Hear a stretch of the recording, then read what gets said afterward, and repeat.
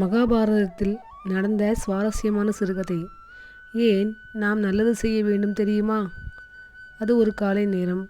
அஸ்தினாபுரம். தன் மாளிகை உப்பருகில் கிருஷ்ணரோடு நின்று பேசிக் கொண்டிருந்தான் அர்ஜுனன்.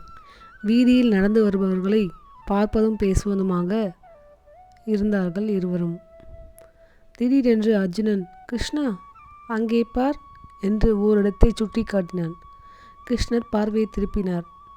அங்கே அந்தணர் ஒருவர் தன் மேல் துண்டை ஏந்தி யாரிடமோ யாசகம் கேட்டு கொண்டிருந்தார். பார்த்தால் வேதம் கற்றவர் போல் தெரிகிறது. இவருக்கு ஏன் இந்த நிலை கிருஷ்ணா? அதுதான் விதி. நம்மால் முடிந்த உதவியை செய்து அவர் நிலையை மாற்ற பார்க்கலாமா? முயற்சி செய்து பாரேன். அர்ஜுனன் ஒரு கணமும் தாமதிக்கவில்லை. ஒரு சேவகனை கூப்பிட்டான்.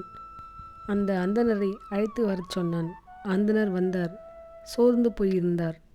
வயிறு ஒட்டி போயிருந்தது. கண்களிலே பசி தெரிந்தது.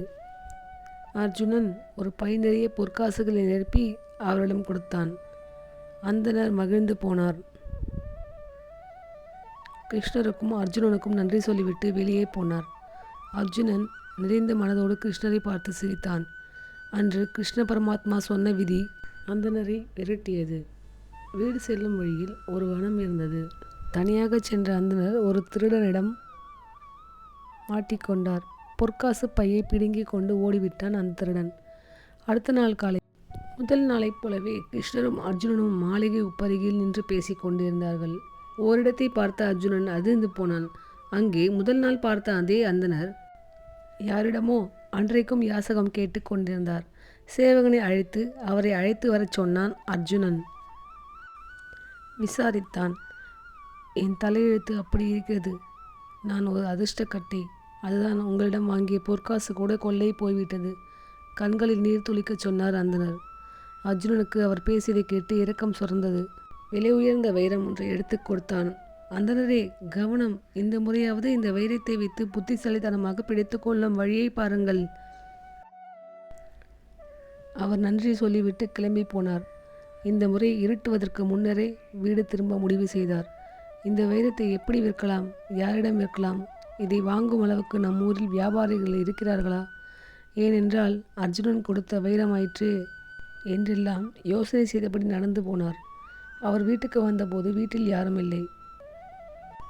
அந்தணருக்கு இப்போது அந்த வைரத்தை எங்கே ஒளித்து வைப்பது என்கிற சங்கடம். அவர் வீட்டில் பாதுகாப்பான பெட்டிகளோ அலமாரிகளோ இல்லை. அப்போதுதான் ரொம்ப நாள்களாக பயன்படுத்தாத ஒரு மண்பானை இருப்பது நினைவுக்கு வந்தது. அதில் வைரத்தை ஒளித்து வைப்பதுதான் பாதுகாப்பு என்று நினைத்தார் அந்தணர். அந்த பானைக்குள் வைரத்தை போட்டு வைத்தார். அன்றிரவு நன்றாக உறங்கியும் போனார். அடுத்த நாள் காலை அந்தணருக்கு முன்னதாகவே எழுந்து கொண்டாள் அவரின் மனைவி.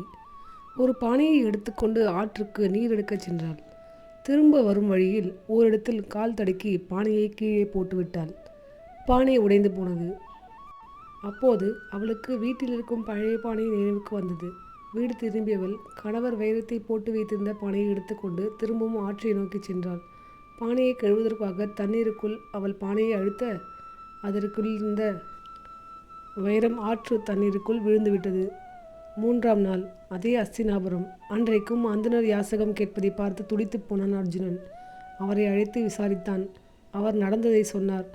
இந்த முறை அர்ஜுனனை முந்திக் கொண்டார் கிருஷ்ணர். 2 செப்பு காசுகளை எடுத்து அந்தனிடம் கொடுத்தார். போய் வாருங்கள் ஐயா என்று அனுப்பி வைத்தார். கிருஷ்ணா, பொற்காசுகளும் வைரத்தாலும் மாற்றி அமைக்க முடியாத இவரின் வாழ்க்கையை இந்த செப்பு காசுகளா மாற்றிவிடப் போகிறது? எனக்கு நம்பிக்கை இல்லை என்றான் அர்ஜுனன். பொறுத்திரு. அந்தணர் மாளிகையிலிருந்து வெளியே வந்தார். அவருக்கு என்ன செய்வதென்று புரியவில்லை. அவருக்கு மனம் ஒரு பக்கம் உறுத்தியது. ஒருவேளை கிருஷ்ணரும் அர்ஜுனனும் நான் பொய் சொல்கிறேன் என்று நினைத்திருப்பார்களோ என்றெல்லாம் எண்ணம் மூடியது. கால் போன போக்கில் நடந்தார் அந்தணர். அது ஆற்றங்கரையோரம். ஆற்று நிழலில் ஒருவன் தூண்டில் போட்டு காத்திருப்பதையும் அப்போதுதான் ஒரு அழகான மீன் அதில் மாட்டிக்கொண்டதையும் பார்த்தார். உடனே அவரிடம் ஓடினார்.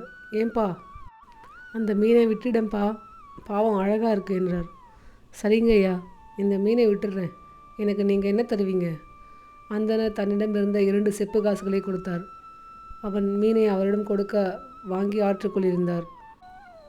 அந்த வேகத்தில் அதுவரை மீனின் தொண்டையில் மாட்டிக்கொண்டிருந்த ஏதோ ஒன்று எகிரி கரையில் வந்து விழுந்தது. அந்தணர் அதை எடுத்து பார்த்தார். அவள் முதல் நாள் பானைக்குள் பத்திரப்படுத்திய அதே வைரம். அவர் மகிழ்ச்சியில் பிடிச்சிட்டேன் கண்டுபிடிச்சிட்டேன் என்று சத்தம் போட்டார். எதேச்சையாக அந்த பக்கமாக வந்த திருடன் அவரிடம் கொள்ளையடித்தவன் அவர் போட்ட சத்தத்தில் பதறி போனான். என்ன நினைத்தானோ அவரிடம் திருடிய பொற்காசி பையை அவரிடமே கொடுத்துவிட்டு தன் வழியே போனான். மறுநாள் காலை அந்தணர் அர்ஜுனனை தேடி போய் நடந்ததை சொன்னார். மறுபடியும் நன்றி சொல்லிவிட்டு கிளம்பி போனார். அவர் போனதும் அர்ஜுனன் ஆச்சரியத்தோடு கேட்டான், கிருஷ்ணா, இதெல்லாம் என்ன? அது ஒன்றுமில்லை. அந்தணருக்கு பொற்காசுகளும் வைரமும் கிடைத்தபோது அவர் அவரை பற்றியும் அவருடைய தேவைகளை பற்றியுமே யோசித்து கொண்டிருந்தார். அவரிடம் 2 செப்பு காசுகள் மட்டும் இருந்தபோது இன்னொரு உயிரை பற்றி நினைத்தார். அந்த எண்ணம்தான் அவருக்கு உதவியது. மற்றவர்களின் வேதனையை உணர்ந்து அவர்களின் தேவைகளுக்கு உதவ நினைத்து செயல்படும்போது ஒருவர் கடவுளின் வேலையை செய்கிறார். கடவுளே அந்த மனிதருக்கு உதவ முன்வருகிறார். அவ்வளவுதான்.